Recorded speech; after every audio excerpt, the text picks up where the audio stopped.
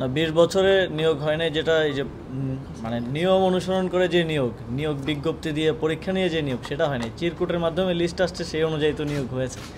এবং ওই অনিয়ম করে নিয়োগ দেওয়া যারা আছে তারাও আবার আউটসোর্সিং যারা আছে অনেকে এখন মূল পদে আসতে চাচ্ছে, যে কারণে এই যে এই নিয়োগটা হওয়ার কথা 2016 সালে মামলা করে আটকে দেওয়া হয়েছে।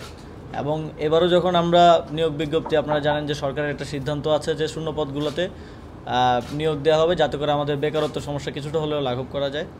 যখন আমরা এটা করতে যাই তখনও নানা ধরনের বাধা আসে, শ্রম আদালতে যায় এবং সেই আদালতের প্রক্রিয়াগুলোতে আসলে আমাদের পক্ষেই রায় আসে এবং আমরা আজকে আলটিমেটলি পরীক্ষাটা নিতে পারছি। এই যে নিতে যে পারবে পরীক্ষাটা, এটাও কিন্তু নিশ্চিত ছিলাম না আমরা এক সপ্তাহ আগেও।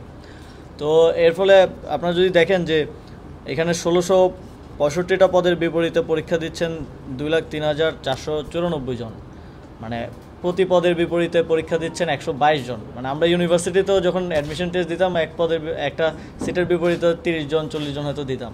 তো এটা থেকে দেখা যায় যে আমাদের আসলে বেকারত্বটা কোন পর্যায়ে আছে এবং সেখানে আমরা আসলে কতটুকু অ্যাড্রেস করতে পারছি।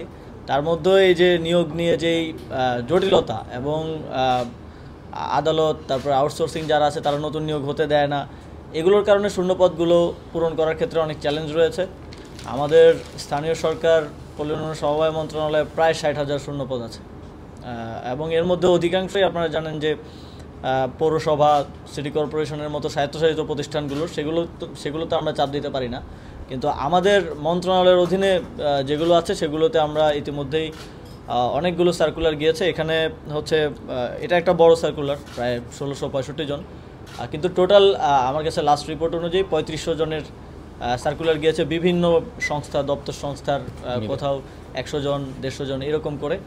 এবং আরও প্রসেসিংয়ে আছে। আমরা এটা করছি যে আগামী 1-2 মাসের মধ্যে এই মন্ত্রণালয় থেকে অ্যাটলিস্ট আরও 10,000 নিয়োগ আমরা করব। যদিও অনেক ধরনের জটিলতা আছে, এটার মতো অনেক নিয়োগ কোর্টে বা বিভিন্ন ধরনের জটিলতায় আটকে আছে, কিন্তু আমরা সেগুলো এক্সপার্টাইট করার চেষ্টা করছি।